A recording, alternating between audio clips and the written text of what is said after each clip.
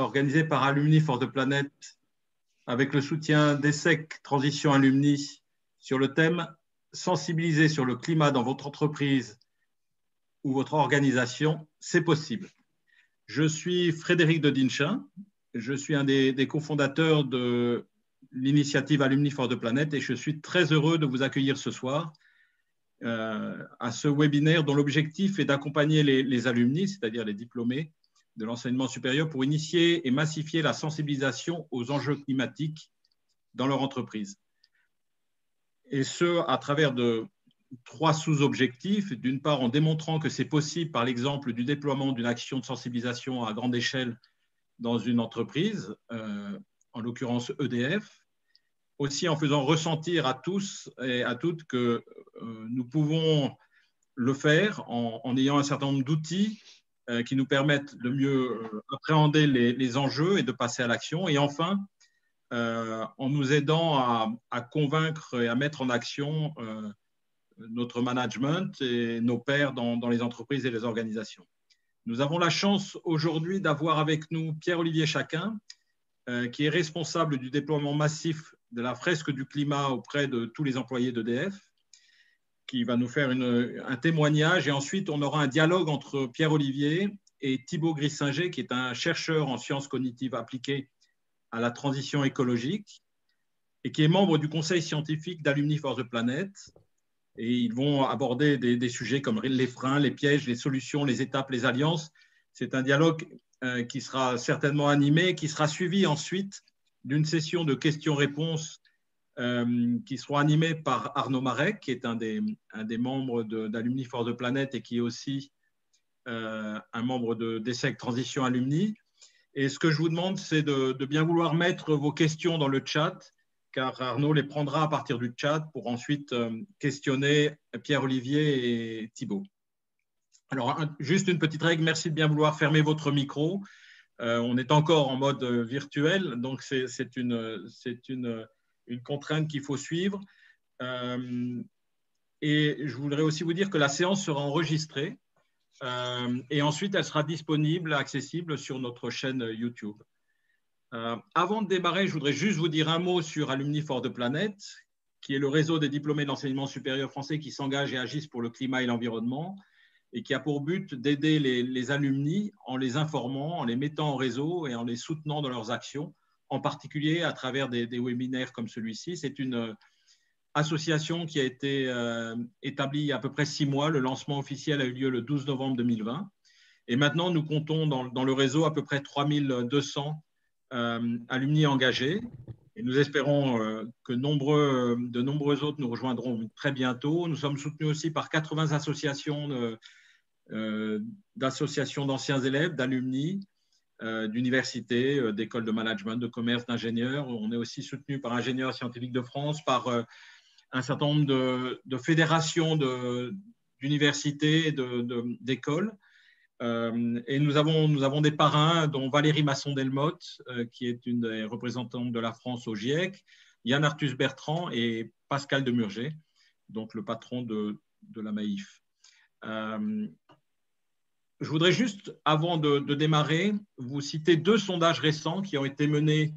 Le premier par les Nations Unies très récemment, puisqu'il est paru en janvier 2021, qui s'appelle People's Climate Vote, le vote populaire sur le climat, auprès d'un échantillon de 1,2 million de personnes, dont 40% de jeunes, et auprès de 50 pays qui représentent à peu près plus de 50% de la population. Donc c'est un des premiers sondages, je dirais, de cette taille qui a été réalisé dans le monde. Et juste 4 chiffres intéressants. 70% des moins de 18 ans souhaitent plus d'actions pour le climat. 64% des personnes interviewées considèrent que la planète est dans un état d'urgence climatique, mais seulement 10% sont satisfaits par les actions actuellement menées par les dirigeants politiques et 66% soutiennent les actions de lutte contre le dérèglement climatique. Ce sondage a été réalisé en coopération avec l'Université d'Oxford, qui a également conclu que les citoyens sont conscients de l'urgence climatique et demandent plus d'action et plus de sensibilisation au niveau des responsables. Et la deuxième enquête que je voudrais citer, et qui est contraste avec la première. C'est une enquête qui a été menée par l'Université de New York auprès des conseils d'administration des 100 plus grandes entreprises américaines, également en janvier 2021, donc c'est une enquête assez récente. Et je vais citer deux chiffres qui sont marquants. 6% des 1188 administrateurs qui ont été, dont les CV ou qui ont été interviewés lors de cette enquête avaient des compétences pertinentes ou une expertise en matière de protection de l'environnement. Seulement 6%. Alors, qu'est-ce qu'on entend par compétences pertinentes? C'est une compréhension et une identification des risques liés aux critères environnementaux, sociaux et de gouvernance. Et seulement 0,3% possédaient une expertise sur les questions liées au climat ou à l'eau. Quand on parle d'expertise, c'est une expertise technique. C'est par exemple connaître les gaz à effet de serre. Et donc, c'est quelque chose d'assez pointu. Et de la même façon, donc la directrice du centre qui a mené cette enquête a conclu que presque la majorité, quasiment tous les conseils d'administration de ces grandes entreprises qui annoncent des objectifs ambitieux, en fait, n'ont pas une connaissance adéquate des enjeux.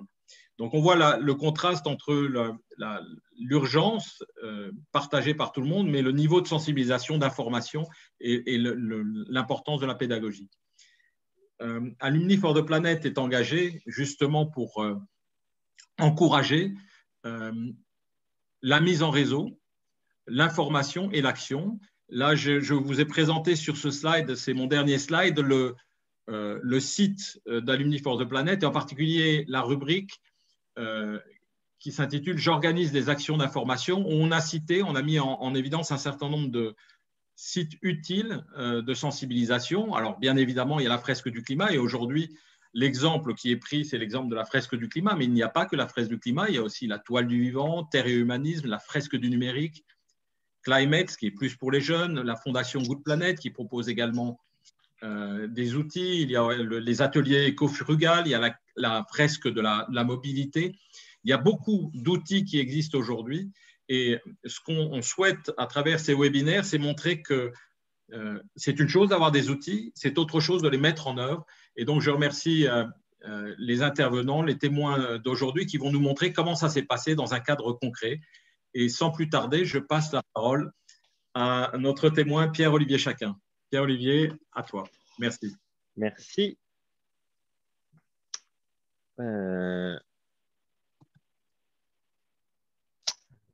Voilà, normalement, là, c'est bon. Bien, bonjour à toutes et tous. Il y a 130 personnes, c'est impressionnant. Donc, moi, je suis Pierre-Olivier Chacun, je suis en charge du projet de déploiement de la fresque du climat à EDF. Donc, je vais à la fois vous présenter la fresque du climat et ce qu'on fait à EDF.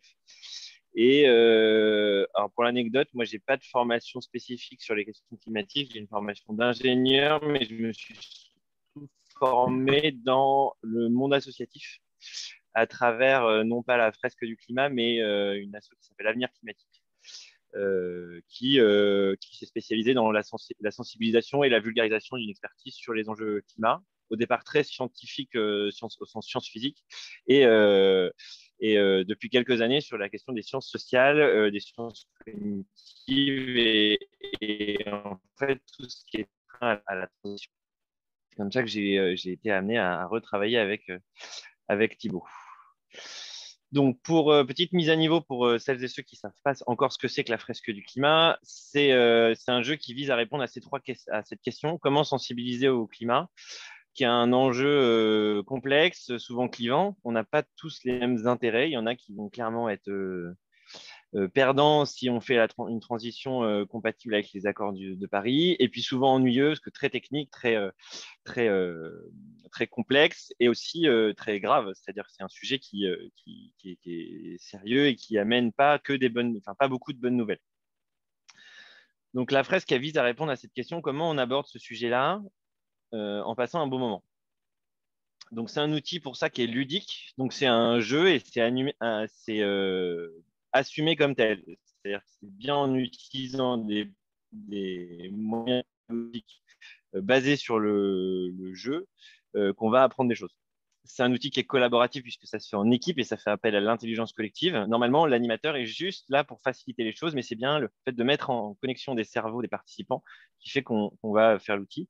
C'est un outil visuel. L'objectif, c'est d'obtenir une fresque jolie. Donc, c'est aussi un outil créatif où on va pouvoir faire appel à ces compétences-là.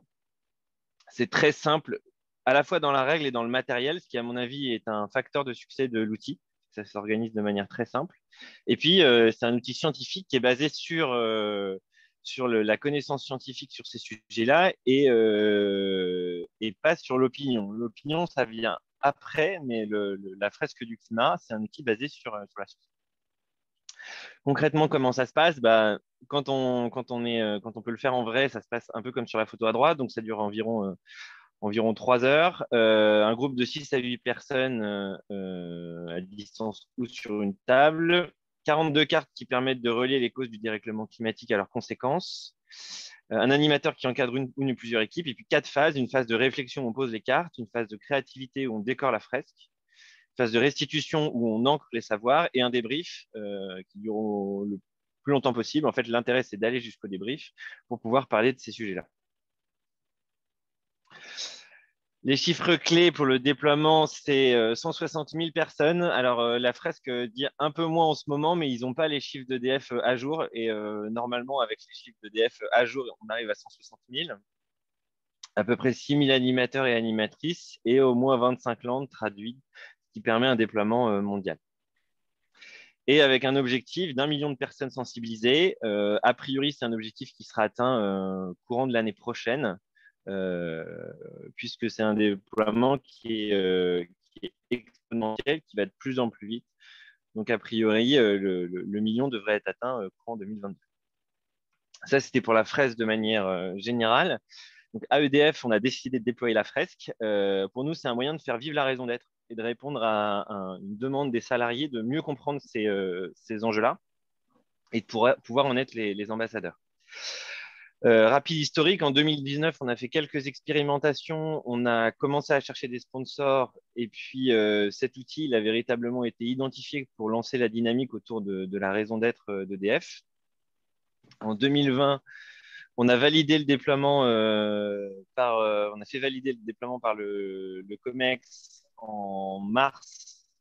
On a lancé ça officiellement en juin et on a relancé en septembre. Donc, on peut considérer que le déploiement, il a véritablement commencé en septembre, notamment avec les premières formations officielles à l'animation, des formations internes. C'est des formateurs internes qui forment nos animateurs internes.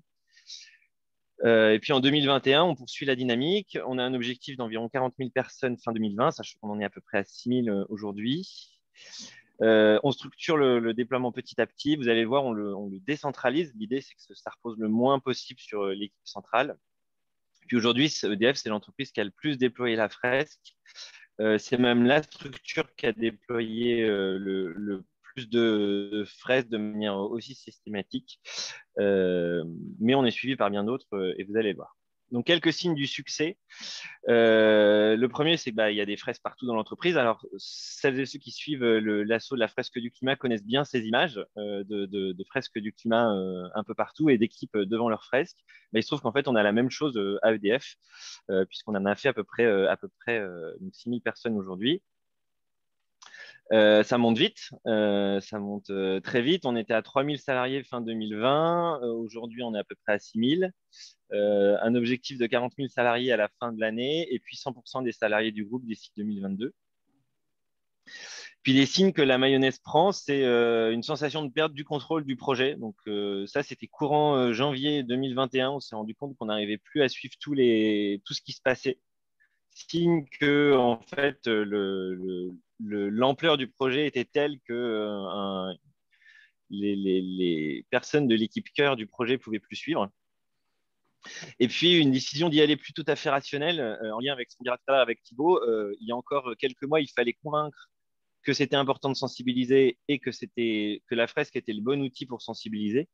Aujourd'hui, on n'a plus ces étapes-là à faire. En fait, il y a un petit côté biais de conformisme qui se développe.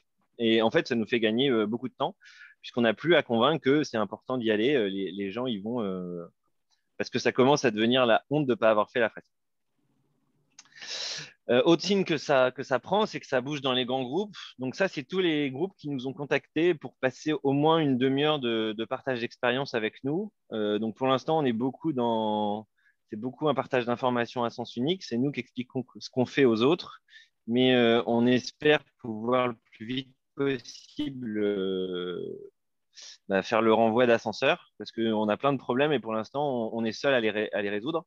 Donc on espère bien que tous ces gens-là vont nous aider à régler les problèmes qu'on rencontre. Ça, c'est intéressant pour celles et ceux qui travaillent dans ces entreprises. Sachez que ça bouge dans ces boîtes-là. Et donc, que ça va peut-être arriver chez vous aussi. Et je vous invite à vous y associer. Et puis pour finir, je vous ai listé quelques petits facteurs de réussite. Donc c'est pas une recette de cuisine pour faire un déploiement de la fresque, hein, parce qu'on est aussi en train d'expérimenter en permanence. Hein. On apprend en marchant, personne n'a jamais fait ce qu'on est en train de faire, mais c'est les choix qu'on a fait et ce qui pour l'instant est identifié comme facteur de réussite. Donc d'abord, on distingue vraiment une application massive. Donc là, je vous ai mis les têtes des gens qui agissent sur le projet. Donc, l'équipe projet, on a déjà deux sponsors au COMEX, 2 pilotes stratégiques et puis une équipe projet qui est de 6 personnes. On a des représentants dans les entités qui sont déjà nombreux, ils sont 20 ou 25. Donc, ça, c'est les gens qui sont pilotes du déploiement dans un périmètre. Et puis derrière, on a des animateurs et des animatrices. Là, je vous en ai mis une trentaine, mais il faut imaginer qu'il y en a 10 fois plus que ça. Donc, pour une entreprise de 165 000 personnes, on a déjà 400 personnes qui sont mobilisées sur le projet pour que ça avance. Et des animateurs, on vise à en former entre 500 et 800 d'ici la fin de l'année. Ensuite, on a mis en place un fonctionnement décentralisé et participatif. Donc, on a repris en grande partie la gouvernance de l'association. Donc, la première partie, la duocratie, le droit à l'erreur, c'est la règle de 3, c'est typiquement l'association. L'idée, c'est de favoriser la prise d'initiative pour avoir un fonctionnement organique et que ça fuse dans tous les sens. Avec la règle de la duplication, c'est que peut-être on va faire les choses en double et on le constate un petit peu, mais en fait, on assume que ce n'est pas très grave, que la nature fonctionne comme ça et que ce n'est pas de l'énergie perdue. Ce qui va avec un impératif de transparence. Alors ça, c'est surtout pour l'équipe projet. On n'est pas à la tête du projet, on est au service des animateurs et des animatrices qui déploient dans les entités de manière très concrète. Donc, on a un impératif d'être très transparent sur ce qu'on fait, auquel on a rajouté la célébration des réussites et l'humour, parce que c'est un sujet assez grave et c'est important de savoir en rire. Et c'est aussi important de célébrer les réussites, notamment la première fresque d'un animateur ou d'une animatrice qui vient de débuter. C'est un moment important à célébrer. Donc, c'est pour ça qu'on rajoute ces deux principes-là au principe de fonctionnement du projet. Et puis, il y a trois règles d'or un peu tacites qu'on aime bien répéter. C'est d'abord demander pardon plutôt que l'autorisation. Ensuite, passer par la pente de moins de résistance, ça veut dire si je sens que ça coince en face de moi, je vais contourner et puis je reviendrai plus tard. Peut-être que plus tard, les gens autour de cette personne ou cette entité-là seront plus convaincus, donc ce sera beaucoup plus simple.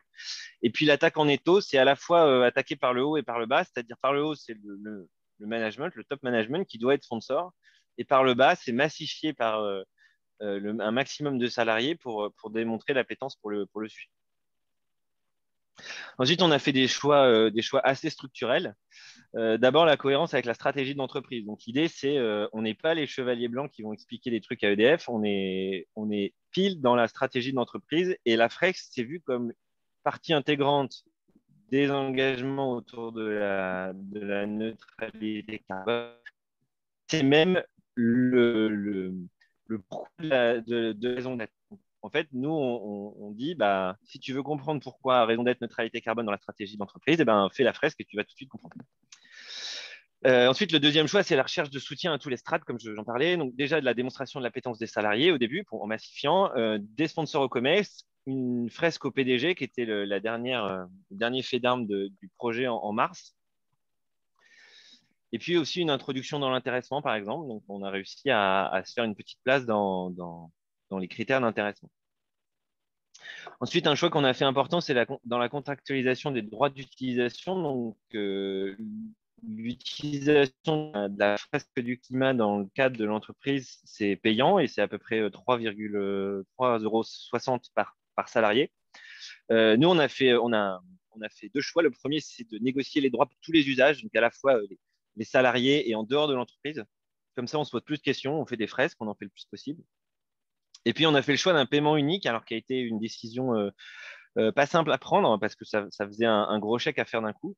Mais ça nous a permis, un, de négocier sur le volume, deux, de simplifier grandement le process, c'est-à-dire qu'aujourd'hui, on n'a plus à se poser la question de payer des droits puisqu'ils sont déjà payés.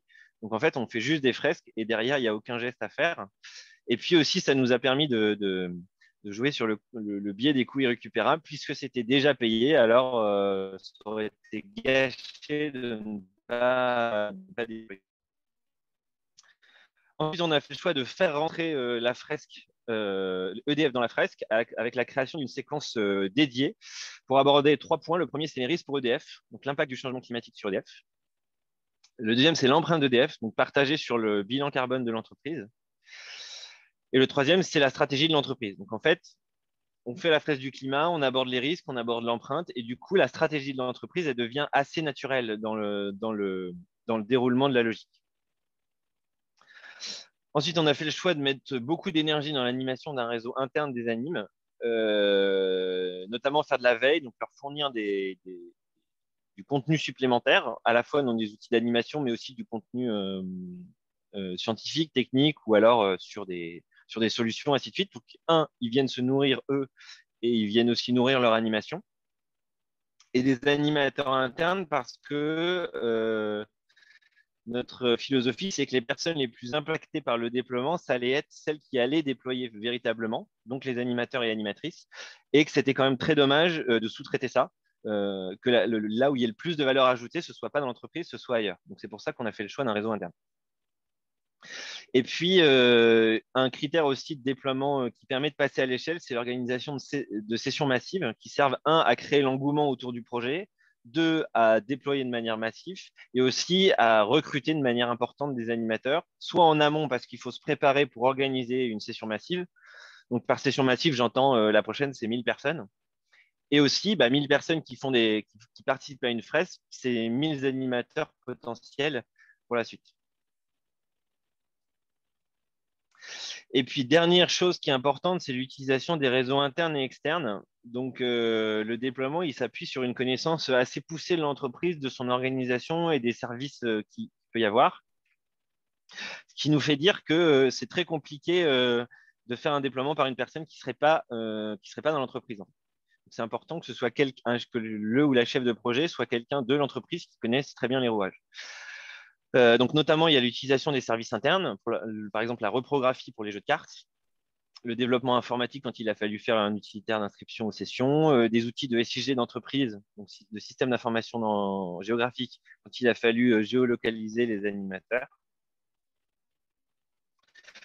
L'utilisation des réseaux internes, donc soit les réseaux métiers, les réseaux environnement, climat, des réseaux de facilitateurs et de facilitatrices. Donc, on a recruté massivement des animateurs chez les facilitateurs et on les a formés au climat.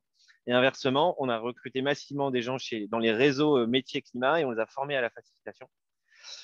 Et puis aussi des réseaux transverses, les réseaux transformation, les réseaux écologie, les réseaux sur l'égalité femmes-hommes, qui nous ont à la fois permis de recruter des gens et aussi d'être un vecteur de diffusion de l'information sur ce qu'on faisait. Et puis on a un lien aussi avec des collectifs externes, des associations dans lesquelles sont des gens engagés, des salariés et des salariés professionnels, des assos que vous connaissez peut-être, le Chiffre Projet, la Fresque du Climat, Avenir Climatique, et puis aussi Alumni for the Planet. Donc moi, quand Alumni for the Planet s'est lancé, j'ai attendu 1 mois et demi, puis j'ai fait la récolte parmi tous les gens d'EDF qui s'étaient inscrits sur le site. Je les ai contactés et j'ai gagné 3-4 animateurs sur le. Et puis, mine de rien, on a utilisé aussi les réseaux sociaux, donc Facebook pour le groupe des animes, qui permettent de faire le lien avec l'association. LinkedIn pour la com externe et le lien avec les autres entreprises. Donc, il y a beaucoup d'entreprises que je vous ai montrées m'ont contacté via LinkedIn. Et puis Twitter qui nous sert pour faire la veille sur les sujets, pour animer la communauté des animateurs. Donc, en gros, tous les matins, je regarde Twitter et généralement, j'ai un ou deux sujets que je pourrais partager aux animateurs et animatrices pour leur apporter du contenu et quelque chose qui soit serviciel, c'est-à-dire qui va leur servir dans l'immédiat ou qui permet de lancer les débats. Voilà. Voilà ce que j'avais à dire sur le déploiement. J'en dirai plus tout à l'heure sur les questions. Et donc, je propose de rendre l'antenne, de commencer le dialogue avec Thibaut. Peut-être, Pierre-Olivier, avant que vous démarriez, comme il y a des gens qui se sont joints à nous, on est maintenant plus de 150, juste rappeler que Pierre-Olivier Chacun, qui vient de faire la présentation, va maintenant dialoguer avec la présentation du déploiement de la fresque du climat à EDF, va maintenant dialoguer avec Thibaut Grissinger, qui est un chercheur en sciences cognitives appliquées à la transition écologique et qui est aussi membre du conseil scientifique d'Alumni for the Planet. Alumni for the Planet a un conseil scientifique composé de 10 scientifiques chercheurs de haut niveau associés au thème climat-environnement. Et donc, on leur a demandé de dialoguer parce qu'il est vrai qu'on présente aujourd'hui la fresque du climat appliquée à EDF, mais ce qui est important, c'est de montrer comment on peut mettre en place un outil massif de sensibilisation dans une entreprise. Et vraiment, c'est ce passage à l'action qui nous intéresse. Donc, à vous, Pierre-Olivier et Thibaut. Merci. Merci Frédéric. Alors, c'est vrai que la consigne, alors déjà bonjour à toutes et à tous. La consigne était simple dans les termes, dialoguer ensemble autour des difficultés et des leviers au déploiement de la fresque et puis à l'engagement au sein de l'entreprise, en l'occurrence EDF. Alors, une fois qu'on a dit ça, mettre en scène un dialogue, sachant qu'on n'est tous les deux pas acteurs, c'est un peu difficile. Alors, ce qu'on a fait, c'est qu'on s'est appelé en fait avec Pierre-Olivier, parce qu'on se connaît là en fin de semaine dernière, et puis je lui ai posé un ensemble de questions qui me venaient, ou de lui demander s'il y avait certains mécanismes de blocage à l'échelle soit individuelle, soit du groupe, soit de l'organisation, en fait, que lui il avait observé et qui pouvaient faire entrave en fait au déploiement de la fresque ou à l'engagement en fait des salariés ou du COMEX dans l'entreprise. Et donc, à partir de là, en fait, j'en ai extrait quelques points. Et l'idée, c'est d'essayer, en fait, d'interroger Pierre-Olivier un peu plus profondément sur ce qu'il vient nous présenter et de voir un peu concrètement qu'est-ce que ça pose comme enjeu, et notamment au niveau humain, parce que c'est la manière dont je regarde les choses. Alors, je sais que quelque chose qui était ressorti quand on en discutait, Pierre-Olivier, c'était le fait que d'avoir des concepts en fait en sciences cognitives ou en sciences sociales, parfois, l'utilité en fait qu'on y voyait, c'était que ça permet de mettre des mots ou de conceptualiser en fait des phénomènes ou des mécanismes qui parfois passent inaperçus ou parfois en fait sont laissés sous le tapis. Et en fait, de ma petite expérience, ce que je vois pas mal, c'est qu'il y a une difficulté en fait, à révéler la dimension humaine ou le facteur humain dans les dynamiques de changement. Je me souviens toujours des mots d'Hubert Reeves qui parlait de putain de facteur humain, pour reprendre cette expression québécoise, pour dire que voilà, ce qui bloque dans le climat, c'est le putain de facteur humain. Alors, une fois qu'on a dit ça, je pense que ça illustre bien le fait qu'on ne sait pas trop par quel bout le prendre, et soit on a du mal soit à comprendre quels sont les rouages de l'engagement ou les obstacles à l'engagement collectif, soit simplement en fait, on néglige certaines dimensions. Et je sais que toi, Pierre-Olivier, tu as beaucoup, en tout cas, tu as pas mal creusé, ça intéresse beaucoup la dimension psychologique, et c'est ce qui nous avait réunis au début. Et tu l'as évoqué brièvement dans ta présentation, mais quand on en parlait, tu disais qu'il y avait trois, disons, concepts ou mécanismes comportementaux que toi, tu avais utilisés, que vous aviez en fait activés pour essayer de faciliter le déploiement de la fresque. Et je me demandais si tu pouvais revenir, nous expliquer un peu ce que tu entendais par ces trois termes. Ouais, oui, on est des petits filous, hein, parce on a travaillé un peu sur ces questions-là, notamment avec toi quand j'étais à Avenir Climatique. Trois exemples. Donc, par exemple, clairement, il y a une mécanique de pied dans la porte. Donc, le fait que on fait des actes de plus en plus engageants. Typiquement, c'est t'as pas envie de faire une fresque, ok, une fois que tu as fait ta fresque, t'as pas envie de devenir animateur, ok, une fois que tu es devenu animateur, t'as pas envie de prendre un projet, une part du projet du déploiement ou de devenir formateur ou ainsi de suite. En fait, voilà, c'est créer une spirale d'engagement qui fait que les gens prennent de plus en plus de responsabilités, de place. C'est aussi important en fait que philosophiquement parlant, que le projet soit pas aux mains, déjà pas, surtout pas d'un chef de projet unique ou d'une équipe projet, mais bien que tout le monde prenne en main cette dynamique-là. Et en fait, c'est aussi une mécanique de transformation de la structure, hein. Donc ça, c'est le premier exemple. Le deuxième, c'est le biais de conformisme dont je parlais. On joue un peu sur la compète entre les entités pour déployer la fresque. Et aujourd'hui, on essaye de faire en sorte que les gens un peu réfractaires se retrouvent cernés par des gens qui ne le sont pas. Et puis ça, on le constate par exemple dans le travail avec les référents dans chaque métier que je vous ai présenté. Au départ, il y en avait un qui est parti à fond et qui a structuré son déploiement. Donc, ce qu'on a fait, c'est qu'on l'a mis en valeur auprès des autres, on l'a fait témoigner. Et puis, cet après-midi, on a eu une réunion, ils étaient 2 à présenter leur organisation. Et puis, petit à petit, il y a un côté boule de neige. Clairement, c'est une instance d'émulation qu'on a créée plutôt qu'une instance de pilotage, parce qu'en fait, il y a pas grand-chose à piloter. Et puis le troisième dont je parlais, c'est les coûts irrécupérables. En fait, on a payé les frais, donc faut y aller maintenant. Ce serait dommage de gâcher. On a formé plein d'animateurs, donc ce serait dommage qui déploient pas et tout.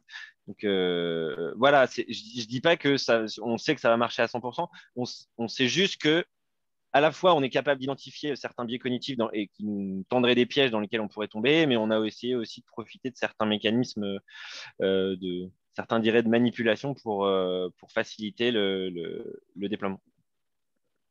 Ok, alors le dernier mot manipulation, il fait un peu Je mal. sais, j'ai fait exprès. Je le sais bien. Et puis, tu as employé le terme biais cognitif, on pourrait y revenir. Mais je trouve ce qui est intéressant là-dedans, c'est que tu as, en tout cas, tu as tiré profit de la compréhension que tu avais sur les difficultés qui pouvaient survenir, l'inertie qui pouvait apparaître au bout d'un certain temps, les effets de groupe, les effets de normes sociales, ou simplement en fait, la difficulté de trouver le temps ou de s'engager.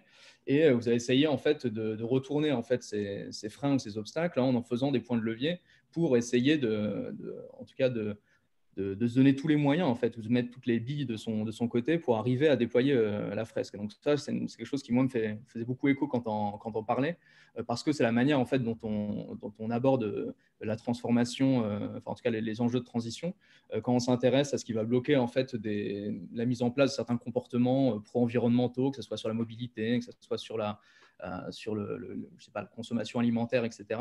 Ce qu'on fait à chaque fois, en tout cas notre rapport, c'est d'essayer de faire en sorte de comprendre qu'est-ce qui fait que ces comportements-là, ils ont lieu actuellement et qu'est-ce qui empêche en fait le changement de ces comportements qui sont non vertueux en termes d'environnement vers des comportements qui sont plus vertueux.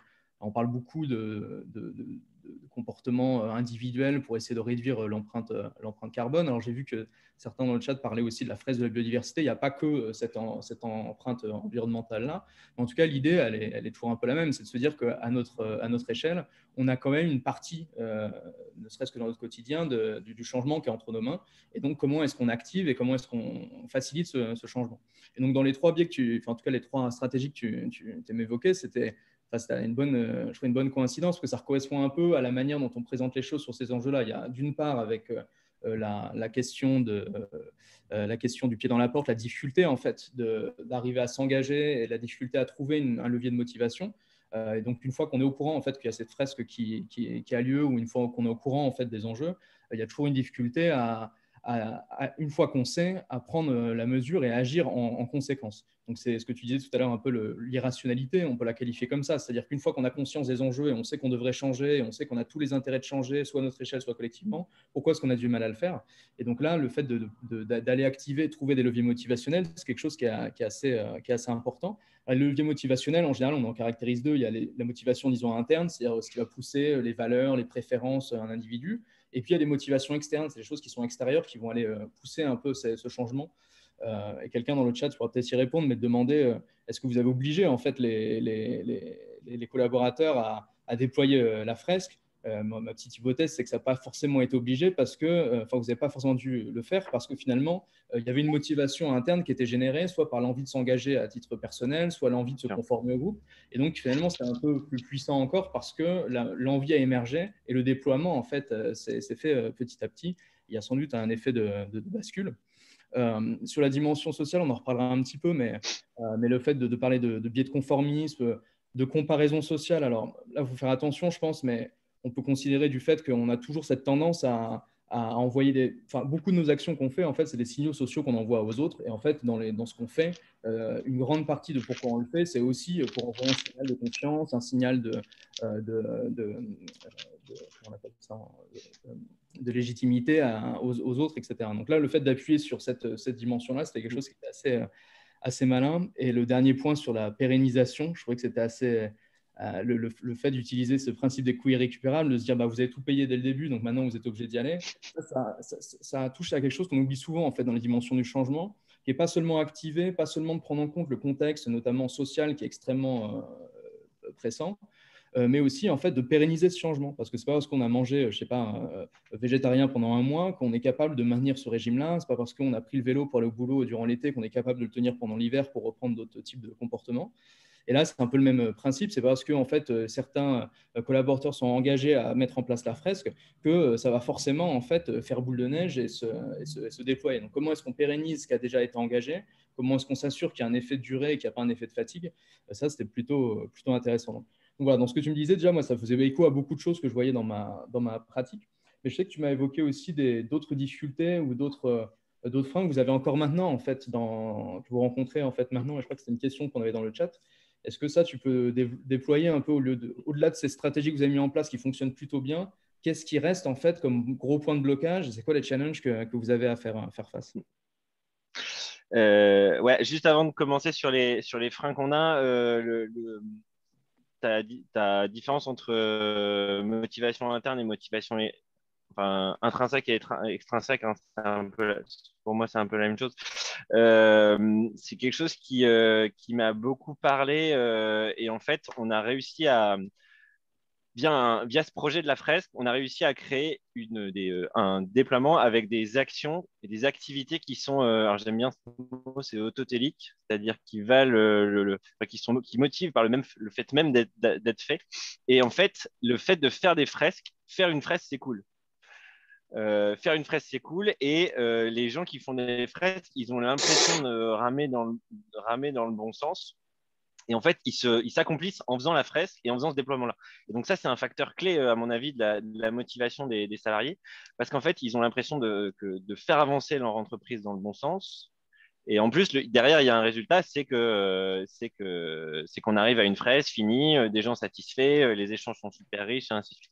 Donc, je pense que c'est aussi un des facteurs de réussite, c'est que faire une fresque, c'est pas si dur que ça. On forme un animateur ou une animatrice en 3 heures, même si la première fresque, elle est un peu compliquée. Mais en tout cas, au bout de 3 heures, on est capable d'arriver à un résultat satisfaisant quand on fait une animation. Et donc, je pense que c'est aussi qui explique le succès de l'outil à l'échelle mondiale. Hein, le fait qu'en fait, c'est facile et il y a un sentiment d'accomplissement qui vient vite. Sur les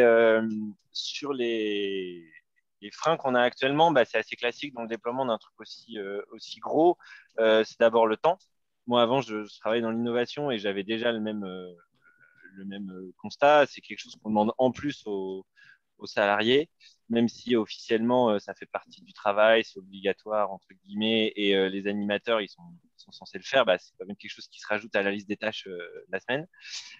Donc, on a le problème du temps. Mine de rien, 2h30 par personne, c'est quand même pas rien. Ensuite, c'est quand même un projet qui se base beaucoup sur de la com. Il faut transmettre l'information ne serait-ce que le EDF déploie la fresque. Et donc, je voyais dans le chat que c'était pas arrivé jusqu'aux oreilles de Framatome. Voilà, typiquement, un des freins qu'on a, c'est que Framatome, normalement, les 165 000 salariés du monde entier devraient le savoir. Il se trouve que c'est pas le cas parce qu'il y a des trous dans la raquette un peu partout. Et puis, on a aussi beaucoup de métiers différents entre le cadre parisien au siège qui, forcément, il va entendre parler de ça parce qu'il est près de l'Olympe et le salarié sur site qui est en train de produire de l'électricité et qui n'a absolument pas le temps de passer 2 heures pour ça. C'est aussi une difficulté. Et puis, pour le problème qu'on rencontre en ce moment pas mal, c'est qu'on a formé 350 animateurs. Donc, on est super content. On fait monter on déploie une formation aux animateurs et aux animatrices. Par contre, on a du mal à les faire passer à l'acte pour l'instant. Alors déjà, qu'en temps normal, il y a le côté légitimité. Est-ce que je me sens légitime de faire ça ou pas? C'est du boulot, il y a de la préparation personnelle, j'ai pas le temps, voilà. Et en plus, là, en ce moment, il y a un obstacle supplémentaire qui est le passage à l'acte à distance. Donc, l'animation à distance est quand même plus compliqué parce que non seulement il faut animer la fresque, mais en plus, il faut utiliser l'outil et faire comprendre aux gens qui vont l'utiliser comment l'utiliser. Donc, ça fait des obstacles supplémentaires, ce qui fait que, pour l'instant, on a un petit problème de passage à l'action des animateurs et des animatrices qui nous freinent un peu. Ok, merci. Du coup, c'est un vrai dialogue parce que j'ai envie de rebondir sur les choses que tu dis qu'on ne s'est pas forcément dit la dernière fois. Mais bon, si on essaie de garder un peu le cap, en fait, ce qui m'animait pas mal quand on en discutait, c'était de savoir, en fait, parce que là, tu nous dis qu'un des enjeux de la fresque, parce qu'intéressant, c'est qu'il y a plusieurs enjeux. Alors, un des enjeux, c'est le fait d'arriver à convaincre ceux qui participent d'être formateurs eux-mêmes, alors animateurs dans un premier temps, et potentiellement formateur d'animateurs, ce qui vous permet de passer à l'échelle et d'avoir cet effet exponentiel que tu nous montrais bien sur la courbe du déploiement. Mais ce n'est pas uniquement le seul but de ça.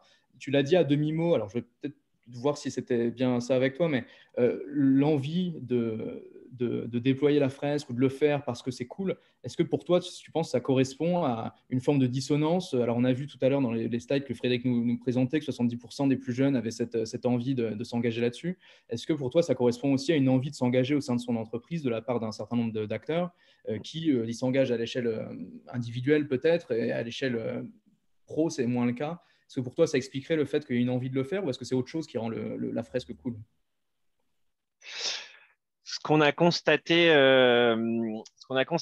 en juillet-août, donc on a lancé la com en juin. Et en juin, on a mis en place des dispositifs d'inscription en autonomie pour que les gens qui ont envie de tester, ils ne se retrouvent pas face à un vide intersidéral. Donc, on leur a mis des trucs.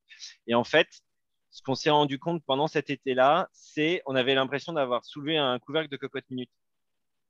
Pas parce qu'il y avait de la revendication, mais parce que en fait, les gens n'attendaient que ça.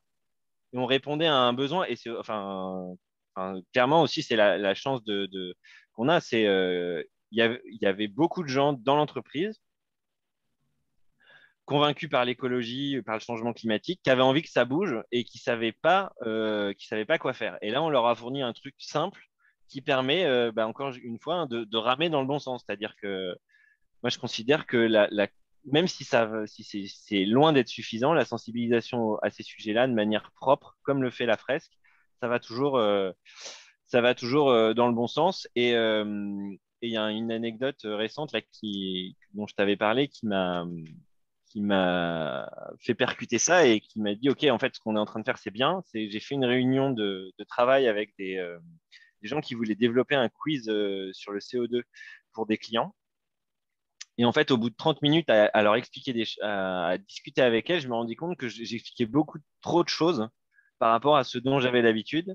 Et j'ai réalisé qu'en fait, ce groupe de personnes n'avait pas fait la fresque.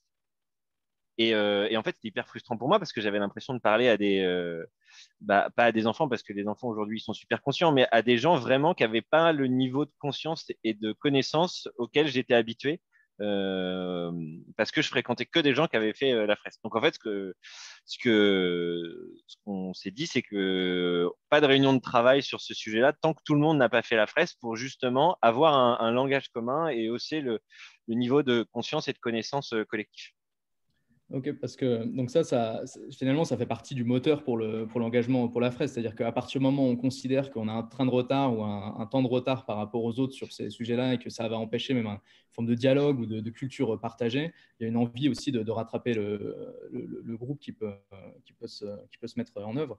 Et au final, donc, dans cette dimension-là, on discutait un peu la dernière fois, c'était que la fresque du climat, c'est quelque part un moyen pour aller quelque part. C'est-à-dire que ce n'est pas une fin en soi. Le fait de sensibiliser massivement ces 150 000 ou 160 000 personnes, ce n'est pas la finalité. Comme au final, de faire un bilan carbone pour une entreprise, ce n'est pas du tout la finalité. C'est le début en fait, du voyage.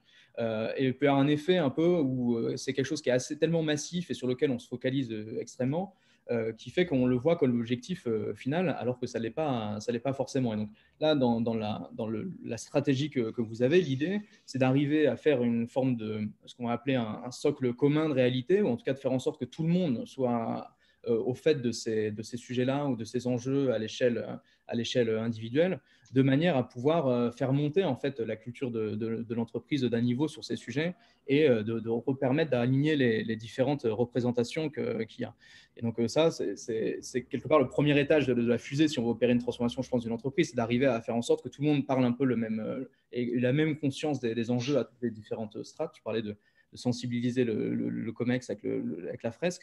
Donc de faire que, en gros, les lignes de base, c'est ça, c'est le niveau de représentation de ces enjeux et qu'il y a un socle commun. Alors ça, c'est pas forcément évident parce qu'il faut arriver à changer de perspective et puis tout le monde n'a pas forcément les mêmes idées au départ, le même niveau de conscience, certains sont déjà au fait, d'autres non. Donc il y a aussi un alignement à faire en termes de représentation pour aligner tout le monde. Donc ça, j'imagine que ça fonctionne de faire une fresque pour arriver à ce socle commun.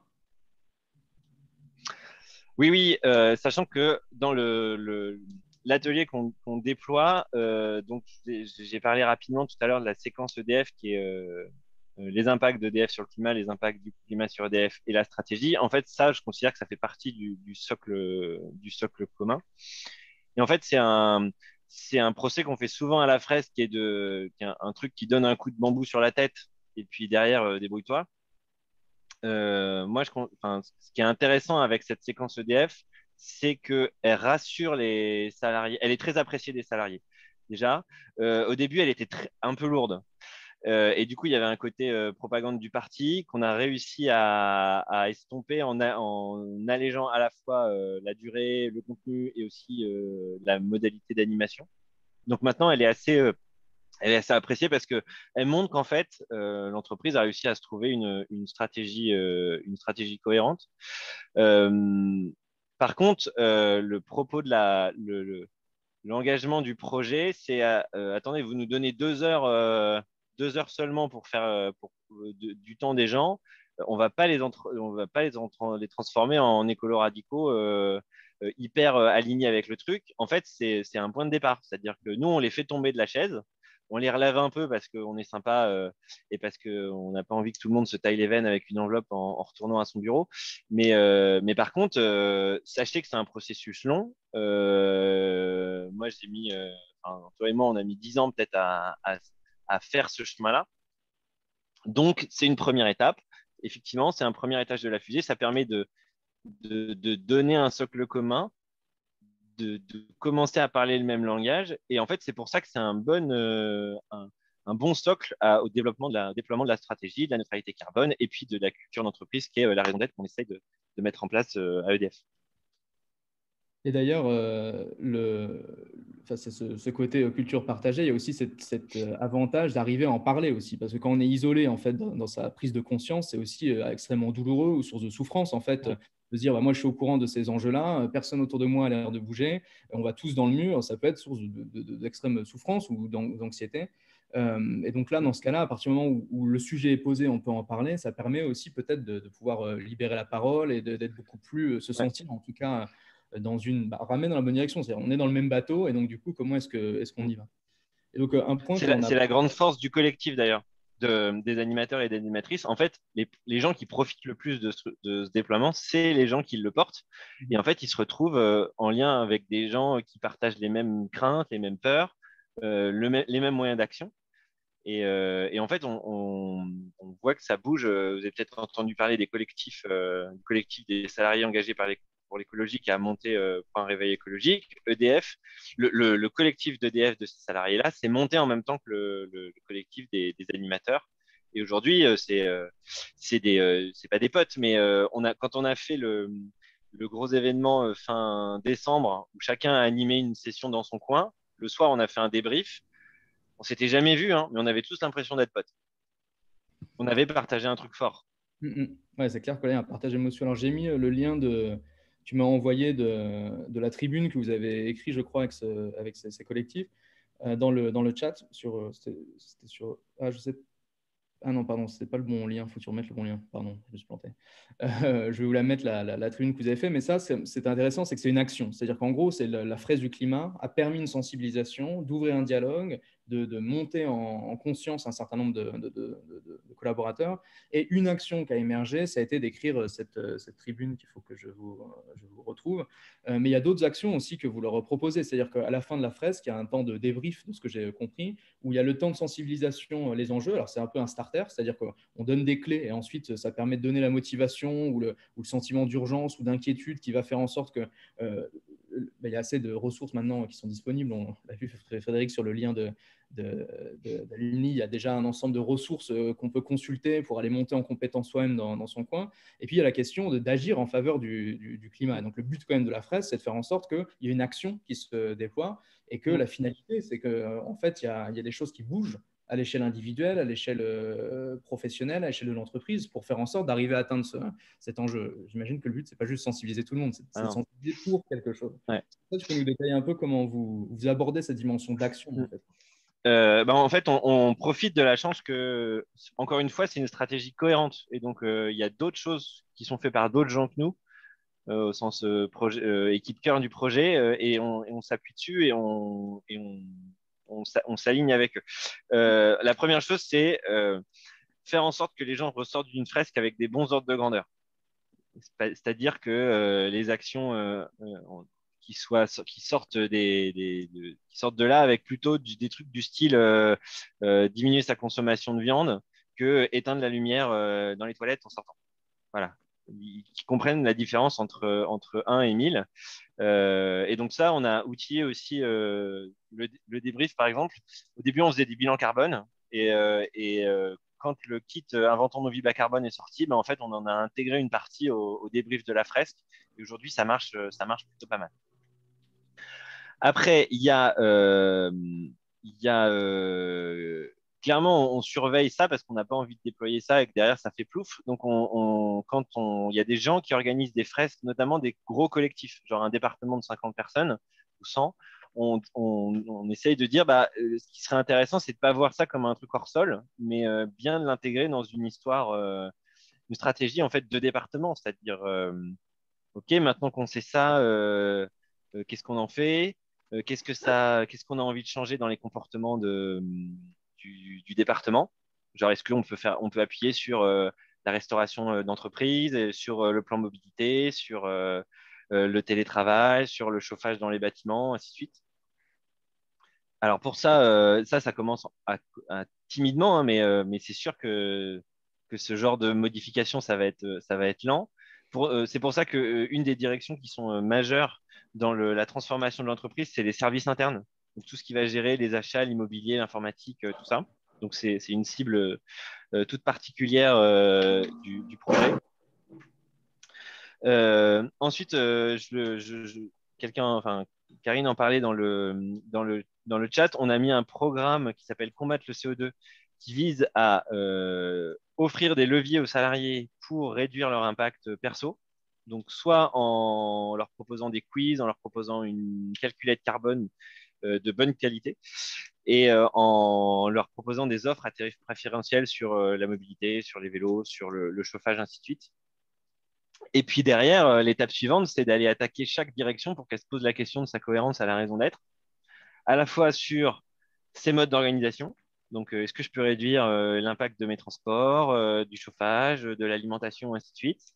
Et puis aussi sur sa valeur ajoutée, c'est-à-dire est-ce que ce que je fabrique au quotidien, c'est cohérent avec des engagements de neutralité carbone, de préservation des ressources et tout ça. Donc ça, c'est l'étape suivante. Mais la première étape, c'est vraiment, OK, est-ce qu'on est tous d'accord sur le constat, oui ou non? Ouais.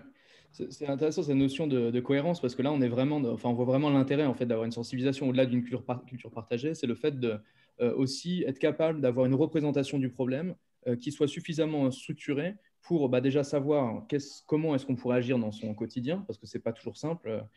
toi-même, tu sais, parfois, ça ressemble un peu à des listes d'éco-gestes à faire. Alors, est-ce que je prends bien le vélo? Est-ce que je mange bien pas de viande ou peu de viande, etc.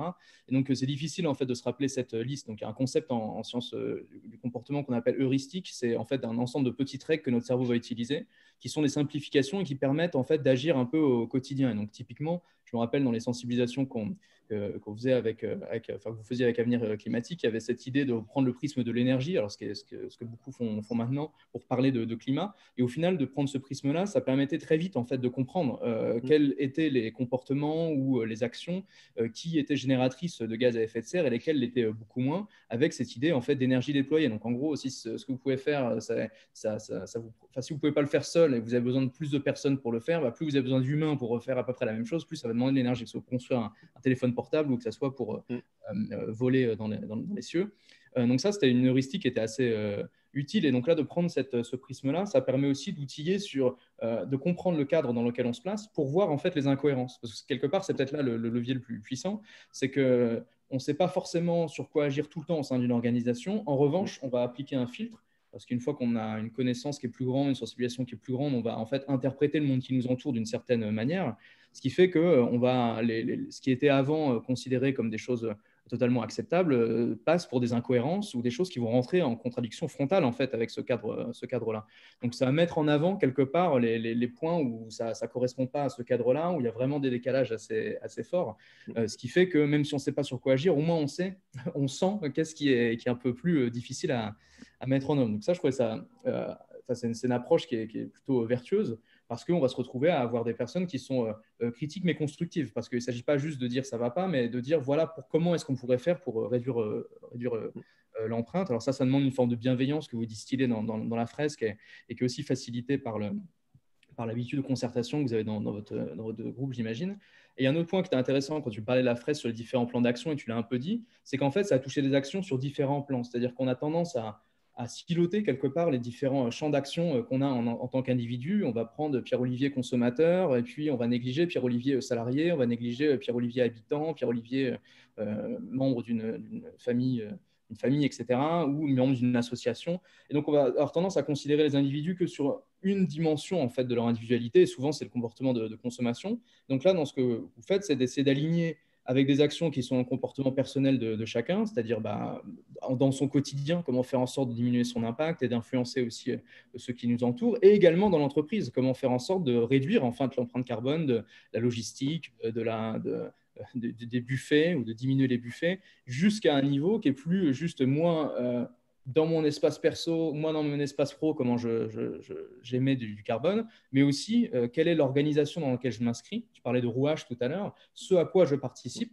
Et donc là, il y a la prise de conscience que finalement, être bas carbone dans son organisation quotidienne au bureau ou à la maison, mais contribuer à un gros groupe qui finalement est très carboné, c'est quelque chose qui va créer une dissonance ou une forme d'incohérence. Donc, ça permet d'avoir une approche un peu totale du changement qui n'est pas uniquement sur les comportements de consommation et qui est un peu plus haut. Et cette notion de champ d'action-là, moi, je l'associe à un autre concept qui est le champ d'influence, parce qu'en tant qu'individu, à différents niveaux qu'on se place, on est aussi lié à d'autres individus, à des collaborateurs, à des membres de sa famille, des amis, etc. Et donc, on a une capacité à pouvoir faire changer les autres et à leur montrer la voie, à leur montrer l'exemple. Et je sais que toi, c'est quelque chose qui t'a tenu à cœur parce que finalement, tu étais très conscient d'un point de vue écologique. Quand tu es rentré dans ce travail-là, il y avait la question de comment est-ce que cette conscience, tu pouvais la transmettre. Et quand on parlait de ça, venait quelque chose qui peut se retourner un peu contre nous, qui est à partir du moment où on est labellisé ou étiqueté écolo ou engagé, eh bien, ça peut être une capacité on peut être vu comme quelqu'un d'expert sur ce sujet, mais ça peut être aussi un frein parce qu'à partir du moment où on est considéré comme tel, eh bien, on va peut-être être déconsidéré parce qu'on voit tout à travers le prisme écologique, pas forcément à travers du prisme de l'organisation. Donc, je veux savoir comment toi, en tant qu'individu, tu as pu aligner tout ça et faire en sorte de rentrer avec cet engagement et d'arriver à convaincre des gens autour de toi de déployer avec d'autres cette fresque.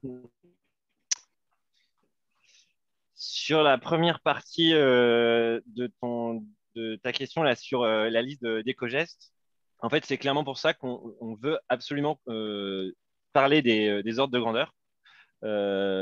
C'est typiquement la dichotomie entre l'exhaustivité et l'impact, en fait. l'exhaustivité, ok, il faudrait faire tout ça, sauf qu'en fait, si tu n'as qu'un seul truc à faire, c'est commencer par ça. Donc, comme on a une énergie limitée pour se transformer, bah, en fait, si tu n'avais qu'un seul choix à faire, il faudrait faire celui-là. Et ouais, en fait, la question de la cohérence et l'alignement entre ma vie perso et ma vie pro, en fait, à mon avis, il n'y a rien de plus douloureux que de, que de laisser tomber, de quitter ses convictions quand on passe la porte de l'entreprise. Moi, je dis souvent, j'ai fait le bon choix quand j'ai été diplômé. J'avais le choix entre PSA et EDF. Et là, aujourd'hui, clairement, je considère que j'ai misé sur le bon cheval à l'époque. Et donc, moi, je considère que permettre aux gens qui ont ces convictions-là et du coup, dont je suis très proche, et en fait, j'en connais beaucoup, de pouvoir d'aligner leur comportement professionnel à leur comportement personnel, pardon, et leurs convictions, en fait, c'est leur apporter du mieux-être. Donc, ça fait vraiment partie j'aime pas trop ce terme de bien-être en entreprise, mais en tout cas, l'idée, c'est de limiter le mal-être. Donc ça, je pense que c'est hyper important. Et puis au niveau de ce que tu disais sur l'influence, alors oui, moi, ça fait à peu près 10 ans que je suis dans ces questions-là. Ça a été très compliqué au début avec ma famille parce qu'ils ont pas compris en fait ce qui m'arrivait. Ils pensaient que j'étais récupéré dans une secte qui, quand on connaît Avenir Climatique, n'est pas tout à fait loin de la réalité. Ils ont eu peur que je démissionne d'EDF. D'ailleurs, ça a sûrement failli m'arriver quelques fois. Mes groupes d'amis au tout début m'ont sûrement pris pour un relou. L'anecdote que je te citais, c'est le jour où j'ai refusé un enterrement de vie de garçon parce que ça se passait dans une capitale d'Europe de l'Est, qu'il fallait prendre un avion pour un week-end et je leur ai dit je n'irai pas parce que je ne peux pas prendre l'avion. En fait, ils sont un peu tombés de leur chaise et ils ont compris qu'en fait, c'était du sérieux et c'était important. Ça, c'était à peu près il y a 5 ans et en fait, aujourd'hui, ils sont tous en train d'arrêter de prendre l'avion. Alors, l'année dernière, ça a pas mal aidé, mais de fait, en fait, ils sont tous en train de se poser ces questions-là. Ils ont fait des enfants et ils se posent des questions en fait sur la planète qu'ils vont leur laisser. Donc, le fait de tenir bon entre guillemets fait que ça te rend légitime. Finalement, l'histoire et l'environnement, tout ce qui se passe te donne raison. Donc, en fait, derrière, tu t'apparais plutôt comme une personne ressource et du coup, ils viennent te solliciter et ça, c'est un projet qu'on a avec un ami sur LinkedIn. On écrit une série d'articles qui s'appelle Mon pote écolo et moi. Et en gros, c'est un de mes amis qui travaille chez Capgemini qui m'a demandé est-ce que tu pourrais pas m'aider à faire mon bilan carbone et à le réduire?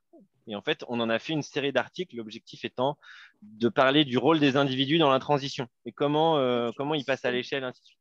Donc ça, je vous invite à le lire. On s'amuse pas mal à raconter un peu nos vies et surtout à écrire comment on galère au quotidien pour aller au travail à vélo, et ainsi de suite.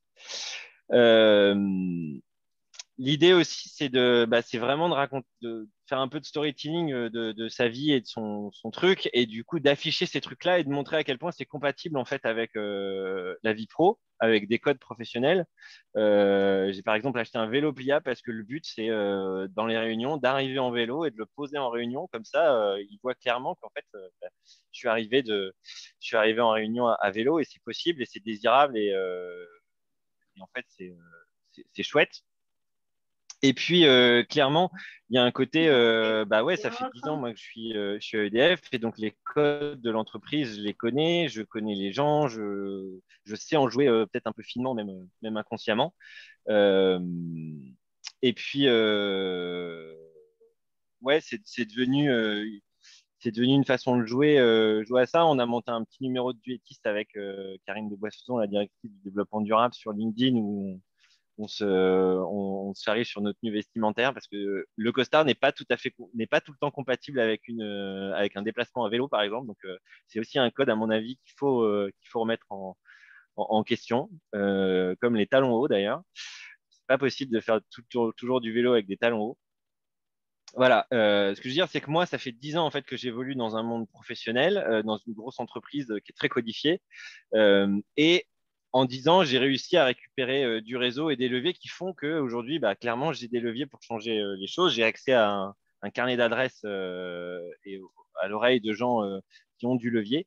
Et clairement, j'aimerais pas être à la place à la place des jeunes qui sortent d'école et qui ont envie de changer plein de trucs et qui se retrouvent complètement désarmés et sans levier. Donc, je suis très conscient de la place où je suis et de la chance que j'ai aujourd'hui. Bon, je pense on va s'arrêter là pour vos questions parce que ça m'évoque d'autres choses, mais juste pour peut-être conclure sur cette dimension-là, le fait que, parce qu'il y a toujours, en fait, quand on parle d'organisation et puis à l'échelle des individus, en fait, des effets de groupe qui peuvent émerger. C'est-à-dire qu'à partir du moment où on est associé, où on s'associe, où on est relégué, en fait, à un groupe social dans une organisation, eh bien, on va peut-être avoir du mal, en fait, à parler à d'autres groupes. Donc, il y a des effets de groupe qui sont assez classiques en sciences du comportement. Et quelqu'un dans le chat parlait du fait d'aller sensibiliser ceux qui sont très, très loin de ces considérations-là, voire même qui sont sceptiques, et donc d'y aller d'une part petit à petit, c'est-à-dire d'aller capter ceux qui sont peut-être un peu réceptifs, mais qui ont peut-être du mal à prendre l'enjeu pour faire, avant d'aller capter ceux qui sont trop plus loin de ces considérations, c'est une stratégie, mais aussi l'autre de montrer, en fait, de casser quelque part ces groupes-là et de montrer tous les points communs, en fait, qu'on peut avoir les uns avec les autres, de manière à montrer que ce n'est pas parce que tu as un engagement que c'est incompatible avec ta connaissance, en fait, du groupe, tu as totalement les codes, tu es conscient de ces normes, tu es aussi conscient qu'un certain nombre de ces normes, en fait, sont parfois antinomiques avec des engagements, si tu es les talons pour l'anecdote, mais bon, pas que, mais il y a aussi une dimension culturelle qui est assez grande. Alors juste, je mets dans le chat un rapport que le Shifters, qui est un groupe de bénévoles autour du Shift Project, a publié sur comment est-ce qu'on peut aller parler, dialoguer, engager les autres autour de soi à changer. Donc, c'est un rapport qu'ils ont fait. Vous interrogez des personnes qui font des sciences du comportement pour essayer de lister un ensemble de recommandations. Donc, ça peut être utile pour arriver à dépasser, en fait, sa propre conviction et d'aller entraîner les autres avec soi. La question des normes, elle touche aussi à la question de la culture. Alors, on n'aura pas le temps de l'évoquer, mais tu en as un peu parlé sur le fait que si il y a une volonté de transformation qui n'est pas simplement des comportements individuels, même au sein de l'entreprise, mais de transformation d'un groupe. Quelqu'un évoquait au tout début sur le chat, qu'est-ce qu'on fait pour des groupes qui sont en gros ultra carbonés, en fait, dans ce cas-là, comment est-ce qu'on aligne une stratégie d'entreprise avec ce qui est promu dans la fresque. Et donc, tu parlais du fait que la raison d'être, c'est un puissant levier, en fait, parce qu'à partir du moment où on aligne, en fait, ces enjeux, on l'intègre dans la raison d'être, et donc on fait en sorte que dans la culture de l'entreprise, eh bien, il y a ces enjeux qui soient présents. D'avoir une culture partagée par la fresque à l'échelle individuelle, c'est-à-dire qu'individuellement, toi et moi, on partage la même culture, c'est différent que de faire en sorte que l'organisation en tant que telle, en fait, elle promeuve et elle pousse et distille une culture particulière dans laquelle ces enjeux s'intègrent. Donc, on n'a pas le temps d'en discuter, mais c'était juste pour mentionner cette dimension-là, qui est une dimension qui est comportementale, parce que chacun est le véhicule de cette culture par les normes ou la dénaturalisation d'un certain nombre de normes, et puis aussi parce qu'on peut aborder des organisations par ce prisme de comportement-là. C'est-à-dire qu'une organisation, c'est un gros groupe, et donc il y a aussi une réputation du groupe, il y a aussi une culture du groupe, il y a aussi une attitude d'un groupe social, et donc nombre des comportements ou des mécanismes qu'on observe à l'échelle individuelle peuvent être transposés, en fait, à l'échelle des gros groupes. Donc tous ces éléments de compréhension dont on a essayé de vous distiller un petit peu des clés, à mon avis, en tout cas, je prêche pour ma paroisse, mais sont assez utiles, en fait, pour arriver à comprendre ces rouages et à jouer dessus et pas s'enfermer dans une forme d'inertie qui va être paralysante, ou de ne pas être capable de comprendre, en fait, où est-ce que ça bloque. C'est aussi une grille de lecture, en fait, pour essayer d'ouvrir le champ des hypothèses sur les blocages. Donc voilà, on s'arrête là. Merci Olivier. Moi, en tout cas, j'ai énormément apprécié échanger avec toi la dernière fois. Là, il y a d'autres choses qui viennent. C'est extrêmement riche. J'espère que ça a intéressé ceux qui nous ont écoutés. Et puis, je laisse la place aux questions. C'est pas fini. Merci Olivier, Pierre-Olivier et Thibaut. Avant qu'on passe aux questions, je voulais juste vous dire qu'on va mettre sur le chat un typeform, c'est-à-dire on va vous poser 4 questions que vous pouvez remplir tout en suivant ce Zoom ou même après le Zoom. Et les questions, on les a bien préparées pour que ce soit des questions orientées vers l'action. J'ai vu beaucoup de commentaires sur et après, et l'action, etc. Et donc, les questions vous sont adressées. Et c'est intéressant de voir comment vous allez réagir. Bien sûr, on partagera avec vous les résultats de ces 3 questions. C'est complètement anonyme, hein, je le précise. Et les questions concernent les actions concrètes que vous pourrez mener et mettre en place dans votre entreprise pour agir pour l'environnement et le climat. Et ensuite, on vous posera la question, est-ce que vous avez identifié 3 personnes dans votre organisation ou votre entreprise avec qui vous pouvez discuter pour mettre en œuvre ces actions? Et après cette question, on vous demandera si vous avez, et si vous êtes prêt à envoyer un mail à ces 3 personnes ou les contacter d'ici la fin de semaine pour parler de la mise en œuvre de ces actions. Donc, on est dans l'action, l'action. Et donc, c'est mis sur le chat. Vous pouvez l'ouvrir, le copier. Et ce n'est pas long du tout. On le partagera avec vous. Et je passe maintenant la parole à Arnaud. Bien sûr, une des actions qu'on vous conseille très fortement, c'est d'aller vous engager ou de proposer à d'autres personnes de les s'inscrire dans le réseau Alumni for the Planet. C'est très simple. Et une fois que vous avez entré votre nom, prénom et puis votre entreprise, votre école ou université et puis votre ville, vous pouvez ensuite vous mettre en contact avec des gens de la même ville, de la même entreprise ou de la même école. C'est toujours cette idée de se mettre en contact pour pouvoir ensuite agir collectivement. Frédéric, Arnaud, oui, Thibaut. Sur ce questionnaire, l'idée, c'est pas que pour nous, en fait. Ce qu'on aimerait bien faire, c'est de prendre toutes vos réponses et de vous les retransmettre en retour pour essayer de voir à quel point est-ce que le passage à l'action il peut être difficile, quel type d'action vous paraît pertinente. Donc, le fait d'y répondre, c'est pas juste pour nous en interne que ça nous intéresse, c'est que ça va vous permettre, si vous étiez plus d'une centaine, de voir les différents niveaux en fait, de difficulté ou d'engagement de chacun dans les personnes qui ont participé au webinaire. Et puis, ça permet de voir aussi que de participer à des webinaires ou faire des fresques, c'est une première étape, mais le passage à l'action, parfois, il est difficile. Donc là, il y a un petit challenge de savoir est-ce que ce temps sera suivi d'un réel passage à l'action. Merci. Et Arnaud, à toi. Merci beaucoup à tous les deux. Alors, on va prendre une dizaine de minutes pour pouvoir répondre à quelques questions. Alors, globalement, on a 3 thèmes qui ressortent pas mal dans les questions, des questions souvent très concrètes. Premier thème qui tourne autour de l'outil Fresque. Pas mal de questions autour des animateurs, même si tu en as évoqué une partie, Pierre-Olivier, je pense que ça sera intéressant de faire un focus. Et puis beaucoup sur la suite et les impacts. Alors, je propose de commencer par la question de l'outil. C'est vrai que tu l'as évoqué un petit peu en préambule de la présentation. Il y a pas mal de questions sur pourquoi vraiment la fresque, quels outils vous aviez potentiellement évalués en parallèle de la fresque. Et puis, tu parlais de la partie un peu déprimante que peut avoir la fresque. Comment vous gérez cette gestion émotionnelle, en fait, notamment pour les personnes qui sont un peu éloignées du sujet? Donc, peut-être voilà, deux points par rapport à l'outil. Alors, pourquoi l'outil? Donc, moi, j'ai grandi à Avenir Climatique où on utilisait plein d'outils. J'ai découvert la fresque en novembre 2016 dans ce qu'on a appelé l'Académie, qui est une grande formation aux enjeux énergie-climat qu'on organise chaque année depuis 2016. Aujourd'hui, ça forme 300 personnes par an. Et en fait, c'était une des premières fois que Cédric Ringenbach, l'auteur de l'outil que je n'avais pas cité, faisait un test à des gens. En fait, rapidement, c'est un outil qu'on a adopté, qui est devenu, qui a fait partie de la palette d'outils d'Avenir Climatique. Et en gros, tous les gens qui se rentrent et qui sortent d'Avenir Climatique sont capables d'animer une fresque. Voilà. Et alors, pourquoi la fresque? C'est que courant 2019, j'ai voulu, moi, un peu porter ces sujets-là à EDF. J'ai commencé par faire ce que faisait Avenir Climatique, c'est-à-dire principalement des confs. Et en fait, ça ne marche pas si bien que ça, la conférence, la conf. Et donc, j'ai commencé aussi à faire des fresques et ça a un peu mieux marché. Et ce qui s'est passé, c'est qu'en parallèle, Cédric Ringenbach a attaqué par le haut. Et donc, il est allé voir les grandes entreprises, les grands groupes. Il leur a dit et si vous déployez massivement la fresque? Et en août 2019, il m'a appelé en disant est-ce que tu voudrais pas venir avec moi? Parce que, a priori, il y a de fortes chances que tu sois dans le projet si ça se fait. Et donc, c'est comme ça que ça s'est fait. C'est parce qu'en fait, la fresque, c'était l'outil qui montait. Et donc, ça explique le truc. Le truc, c'est quand même, moi, j'en ai vu pas mal des outils et je pense quand même que c'est un des plus efficaces pour comprendre le sujet, comprendre qu'il y a un problème.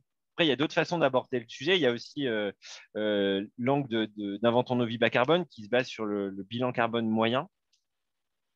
C'est important, mais c'est plus une démarche, ça marche mieux pour sensibiliser le citoyen, je pense, et du coup le consommateur, que le salarié. Pour aligner les salariés sur une stratégie d'entreprise, la fresque, donc les enjeux scientifiques sur le sujet, semblaient plus pertinents. Et alors, sur le coup de bambou, clairement, ça peut être un moment dur, hein, une fresque, mais il faudrait faire attention à pas.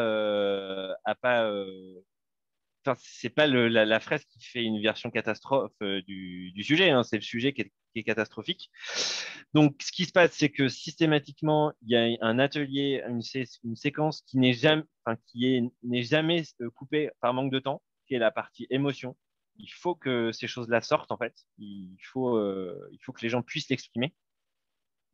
Et je pense que la séquence EDF permet aussi de relever un peu les gens, ne serait-ce qu'en montrant qu'en fait, son entreprise fait des choses, va dans le bon sens. Alors, des fois, ça suffit pas, des fois, on n'est pas d'accord avec tout, mais en fait, c'est aussi intéressant d'avoir ces débats dans l'entreprise, même si ça ne va pas changer du jour au lendemain. C'est intéressant d'avoir ça. Et on a déjà entendu attendez, comment ça se fait que le COMEX, il part en avion à Las Vegas cette année, quoi. Et c'est en fait tout à fait légitime comme question, à mon avis. Et puis après, il y a la partie action. Donc en fait, le pire, ce serait d'arrêter à la fin de la fresque.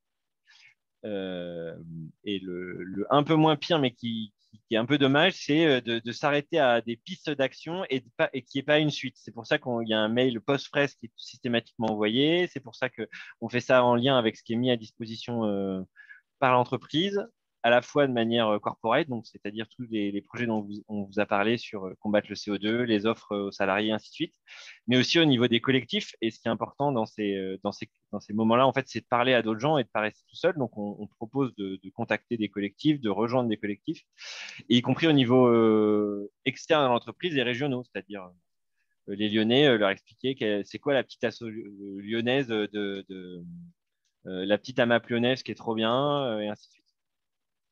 Donc ça fait partie des façons de gérer ça, mais clairement, c'est pas en 2 heures où les gens ils sortiront avec une idée très claire et un plan d'action sur leurs 10 prochaines années de vie, de ce qu'il va falloir faire, en fait, parce que nous-mêmes, on n'en sait rien. Ok, merci beaucoup. Peut-être par rapport justement à toutes les questions sur la suite, l'impact, etc., il y a eu pas mal d'échanges et de questions par rapport à ça. Il y a la question de la sensibilisation et il y a la question que vous évoquiez vraiment de l'action derrière. Est-ce que vous avez déjà pensé la manière derrière de mesurer un petit peu la mise en action des collaborateurs, la manière dont ça va cascader un petit peu à tous les niveaux, depuis les niveaux les plus stratégiques jusqu'au niveau très opérationnel, équipe? Comment vous voyez le fait derrière de dire, OK, il y a eu cette phase de sensibilisation, mais derrière, ça doit porter des fruits. Je pense qu'il y a une étape que vous avez commencé à réfléchir avant même la fin du déploiement de la fresque. Voilà, peut-être ce point sur la question de l'impact, de l'action et de la suite. Clairement, en fait, c'est même une question qu'on s'est posée tout de suite. Comment on mesure que ce qu'on fait aura de l'impact? C'est hyper compliqué, en fait, parce que déjà, on ne va pas monitorer tous les salariés EDF pour qu'ils fassent leur bilan carbone tous les ans. Mais on leur met un outil en place et on peut constater combien il y a de gens qui le font. Et ça, par exemple, c'est pour ça aussi qu'on l'a mis dans l'intéressement, en fait, parce que ça valait le coup de dépenser un peu d'argent pour créer des outils qui puissent être mesurés. Et derrière, du coup, ça faisait un indicateur facile à mettre dans l'intéressement. Donc ça, c'est des choses qu'on surveille. Et puis, en fait, l'impact, à mon avis, ça va mettre des années, ça va mettre 10 ou 15 ans pour comment toutes les entités, les unes après les autres, vont se mettre en cohérence avec cette raison d'être et cette stratégie neutralité carbone. Donc, en fait, derrière, il y a un autre projet qui est on prend la liste de toutes les entités et on fait en sorte que toutes les décisions futures, petit à petit, soient passées au crible de cette raison d'être. Et que pour moi, la raison d'être, ce sera une réussite quand on arrivera à prendre des décisions difficiles pour des raisons d'être. Ok, merci. Question un petit peu très concrète, ce que tu évoquais au niveau des freins, des difficultés rencontrées. Il y avait la question du temps du temps des collaborateurs. C'est une question qui est revenue de manière assez récurrente sur comment on fait pour avoir suffisamment de temps pour former les animateurs, comment les animateurs ont suffisamment de temps pour… Comment vous gérez en fait cette problématique temps où on a toujours l'impression effectivement de courir systématiquement après le temps, de ne pas avoir le temps de faire tous les projets? C'est quelque chose qui vient en plus. Donc quel retour tu as très concret en fait des personnes qui sont engagées là-dedans dans la gestion justement de cette charge en fait de travail supplémentaire? Déjà, ils nous disent qu'ils n'ont pas assez de temps pour le faire. Et donc, c'est une des principales raisons pour lesquelles ils ne passent pas à l'acte. Ce que je disais tout à l'heure, c'est qu'en fait, ils ont pas le temps. Ils ont pas, même si ça a été mis dans leur entretien annuel, hein, pour certains, c'est le cas, mais en fait, ils n'ont pas 10% de leur temps. Enfin, si, ils ont 10% de leur temps, sauf qu'en fait, ils ont une charge de 130%. Et donc, effectivement, ouais, ils ont 120 de boulot et 10 de fresques. Ce qu'on a fait, c'est aller chercher des sponsors le plus haut possible. Et quand on fait faire la fresque du climat au PDG, en fait, l'intention derrière, c'est de pouvoir dire, attends, si Jean-Bernard Lévy a pris 2 heures de sa vie pour faire des fresques, ça veut dire qu'en gros, tu n'as pas d'excuse. Voilà. Ensuite, c'est quelque chose que j'avais déjà constaté quand j'ai travaillé dans l'innovation. On avait des porteurs d'idées. En fait, ils n'avaient jamais le temps de porter leurs idées parce qu'ils étaient rattrapés par le quotidien. C'est le même sujet. Et donc, c'est le même problème pour plein de sujets. Là, j'ai tendance à dire que, étant donné l'enjeu à la fois sur la stratégie de l'entreprise, mais aussi sur ne serait-ce que leur survie propre, leurs conditions matérielles futures, celles de leurs enfants, ainsi de suite. Les animateurs et même les salariés qui participent sont quand même particulièrement ont des motivations internes en fait à faire ça. Donc, quand je compare mon ancien boulot avec mon nouveau boulot, c'est beaucoup moins galère aujourd'hui parce que en fait le sujet climat est beaucoup plus prégnant que le sujet innovation. Donc ça avance. Et puis après, il y a la réponse du troll, c'est l'avenir de tes enfants mérite bien 2 heures de ta vie, qui est un peu la dernière cartouche qu'on peut craquer quand quelqu'un nous dit que j'ai pas le temps. Voilà. Merci Pierre-Olivier. En termes de timing, j'ai peut-être une dernière question pour Thibaut, cette fois-ci. Il y a quelqu'un qui évoquait un peu le sujet de la dissonance cognitive. C'est vrai qu'à l'issue de la fresque, on peut se retrouver un peu en dissonance entre ce qu'on vient de comprendre, nos actions perso ou pro.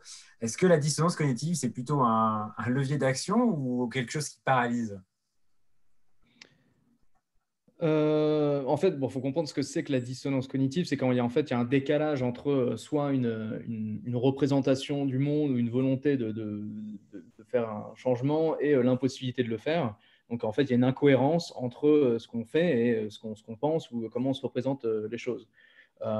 Et donc, à partir du moment où cette incohérence elle est révélée, il y a plusieurs manières de la résoudre. En fait, une manière de la résoudre, ça va être, par exemple, de changer ses représentations ou ses motivations. Typiquement, sur les enjeux, je ne sais pas, qu'est-ce qu'on peut avoir comme exemple de ça, de se dire, voilà, je suis écolo et je ne mange pas de viande, mais par contre, je vais en avion à New York une fois par an pour le plaisir. Et Pierre-Olivier me dit, mais attends, en termes d'ordre de grandeur, tu vois bien que l'un annule l'autre et ce n'est pas juste une action égale une autre action. Là, il y a clairement une action qui est beaucoup plus impactante que l'autre. Donc, dans ce cas-là, à partir du moment où il me dit ça, il y a deux solutions. Soit je dis, OK, tu as raison, j'arrête de prendre l'avion, donc je résous la dissonance, il n'y a plus d'incohérence entre les deux. Soit je l'envoie à paître, donc ça, c'est une autre manière de résoudre la dissonance. Ou alors, je vais me raconter une histoire. Et on est assez bon en fait à se raconter tout un tas d'histoires, ce qu'on appelle rationaliser.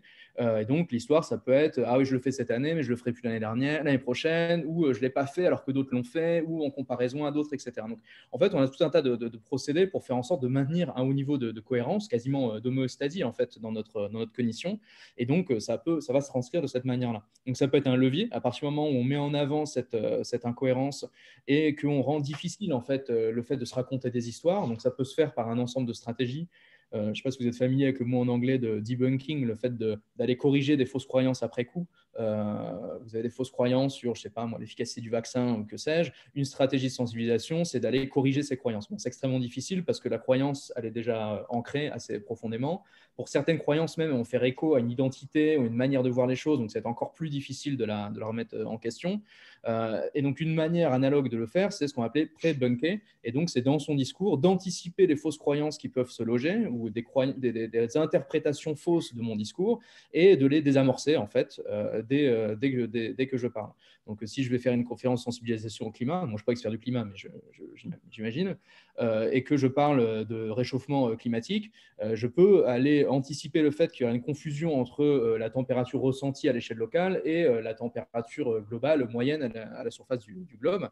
Et donc, je peux anticiper ça et préciser dans une slide, attention à ne pas confondre la température, enfin la météo et le climat, ce sont deux trucs différents, etc. Ça permet de désamorcer en fait une fausse croyance. Donc, à partir du moment où on désamorce des processus de rationalisation, on empêche la possibilité d'aller résoudre la dissonance par le fait de se raconter des histoires, en tout cas on s'en prémunit, et ça permet d'augmenter la probabilité que la dissonance se résolve par l'action, par exemple, quoi. Une autre manière de le faire, c'est d'éviter les injonctions paradoxales ou de faire en sorte de faciliter le passage à l'action. À partir du moment où on me rend beaucoup plus facile une alternative que je considère comme crédible ou pertinente, eh bien, ça va être beaucoup plus facile pour moi de changer mon comportement. Et plus c'est difficile pour moi de changer mon comportement, plus je vais résoudre la dissonance en fait, en me racontant des histoires. Donc, la question d'injonction paradoxale, on ne va pas refaire des ressources humaines, mais bon, c'est quand même quelque chose qu'on retrouve beaucoup, qui peut être instrumentalisé dans le management. C'est quelque chose qui est absolument fondamental à tous les niveaux. Faire autoriser des pubs pour des SUV dans la rue et demander aux gens de prendre le vélo, c'est une forme d'injonction paradoxale. Et donc, plus il y a une mise en cohérence, plus ça va aller de soi et plus ça va être facile. Et c'est là où on travaille plus sur la dimension des normes. Donc, voilà. Donc, à partir d'un concept qui est la dissonance, on peut aller discuter énormément de mécanismes qui sont liés à ça. Et donc, je me tais. On pourra en reparler plus tard. Notre webinaire va se terminer. Mille merci, Pierre-Olivier et Thibaut. Vraiment mille merci. On essaiera d'en faire d'autres. C'était vraiment un plaisir. Je voudrais aussi remercier Arnaud et remercier Caroline, Élise et Solana qui nous ont aidés à monter ce webinaire. C'est de l'action et donc voilà, on essaye de contribuer. Vraiment essayer de participer à cette petite enquête qu'on a montée. Ça serait sympa de pouvoir échanger avec vous. Et puis on vous attend tous chez Alumni for the Planet.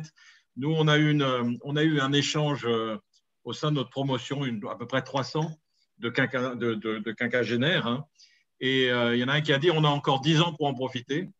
Et il y en a un qui a répondu on a 10 ans pour agir. Voilà. Donc, je pense qu'aujourd'hui, on a essayé d'agir. Et puis, à très bientôt. Peut-être Thibaut et Pierre-Olivier, si vous voulez nous dire un peu le mot de la fin. Et puis après, on se quittera tranquillement. Si vous voulez dire un mot à tous ceux qui nous écoutent et puis à ceux qui nous regarderont après sur la chaîne YouTube d'Alumni for the Planet. Ouais, enfin, c'est un peu une réponse à une question qui t'est posée, qui était Pierre-Olivier, pourquoi tu dis que finalement faire une conf c'est moins efficace que de faire une fresque du climat? Donc, on va peut-être pas développer tout ici, mais il y a cette dimension. Je trouve intéressant cette question parce qu'il y a cette idée qu'à partir du moment où on fait un temps de sensibilisation ou de conférence, ça suffit et que donner l'information, ça suffit. Et là, on voit bien que ce n'est pas forcément le cas. Et le fait de se plonger, d'aller soi-même essayer, corriger, se challenger, nuancer ces représentations parfois simplistes qu'on peut avoir, ça peut fonctionner. Et je pense qu'il y a plein de ce qu'on appelle en fait des formes de psychologie naïve, c'est-à-dire qu'on a une connaissance assez naïve de nous-mêmes et voire des autres. Et parfois, on reste bloqué dans des schémas qu'on ne va pas forcément remettre en question. Et le fait d'aller sensibiliser par des confs ou le fait d'aller faire des réunions en permanence pour partager toute l'information, il y a un ensemble de préconçus ou d'a priori sur comment on fonctionne et comment les autres fonctionnent qui peuvent finalement être assez limitants. Et donc, en s'intéressant un peu à ces sujets et d'essayer de creuser un peu cette dimension humaine, je pense qu'on peut aller remettre en question un certain nombre de choses qui nous paraissent totalement sûres et certaines et qui font la différence, en fait. Le diable est un peu dans les détails sur ces sujets-là.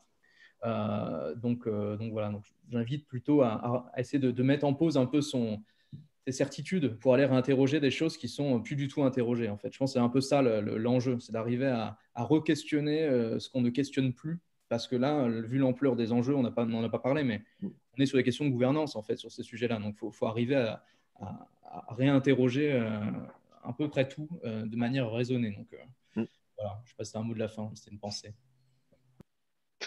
Merci. Ouais, et moi, le mot de la fin, c'était sur la mise en action, en fait. Moi, mon objectif aujourd'hui, c'était pas de présenter ce qu'on faisait à EDF. Mon objectif, c'était de susciter l'envie d'aller défoncer la porte des directeurs pour aller faire la même chose. D'où l'insistance qu'on a eue sur les questions du questionnaire, là, de les orienter sur le fait du passage à l'action. Et ce que tu as dit, Thibaut, m'a fait vachement penser à ce que j'avais vu, ce que j'avais entendu dire Denis Meadows, l'auteur du rapport du Club de Rome, quand il était venu à Paris en 2012. Il avait dit quand j'étais jeune, je pensais à la politique du paillasson, c'est-à-dire je faisais un super rapport, je le posais sur le paillasson des dirigeants, puis je m'en allais et je pense qu'ils allaient le lire. En fait, non, ils vont pas le lire. Il faut tout le temps proposer des choses, être dans être dans l'attaque. Ils n'ont pas forcément d'idées, donc ces gens-là peuvent être accueillis de manière peut-être pas tout de suite, mais bienveillante leurs idées, parce qu'en fait, potentiellement, ils n'en ont pas. Donc voilà, moi, ce qui m'intéresse, ce webinaire, il aura marché si demain, une proportion importante des gens qui étaient là ont décidé d'envoyer un mail à 3 collègues pour dire et si on faisait la même chose ou et si on faisait quelque chose dans notre entreprise. Voilà, merci beaucoup. Bonsoir et surtout, portez-vous bien. Merci. À bientôt. Merci pour l'organisation. Merci, Olivier. Merci. Au revoir.